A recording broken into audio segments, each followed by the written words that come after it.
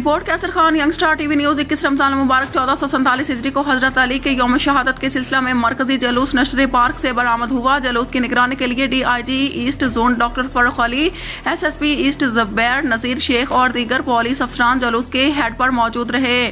اس سے قبل D I G east zone doctor Farooq Ali نے S S P east Zubair Nazir Sheikh کے ہمراہ نشتر پارک کے اطراف اور جلوس کے روٹس کا تفصیلی دورہ کیا اور سیکیورٹی انتظامات کا جائزہ لیا۔ اس موقع پر ایس پی جمشید ڈویژن نے سیکیورٹی سے متعلق مکمل بریفنگ بھی دی۔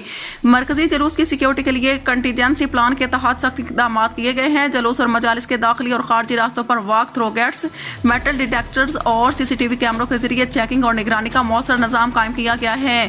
کسی بھی ہنگامی صورتحال سے نپٹنے کے لیے 0 پولیس نفری کو الرٹ رکھا گیا، جبکہ فوری رابطے کے لیے خصوصی کنٹرول روم بھی قائم کیا گیا ہے۔ D I G east zone doctor Farooq Ali کے مطابق پولیس کی اولین ترجیح جلوس میں شریک عزاداروں کو پرامن ماحول فراہم کرنا اور ان کی جان و مال کا تحفظ یقینی بنانا ہے۔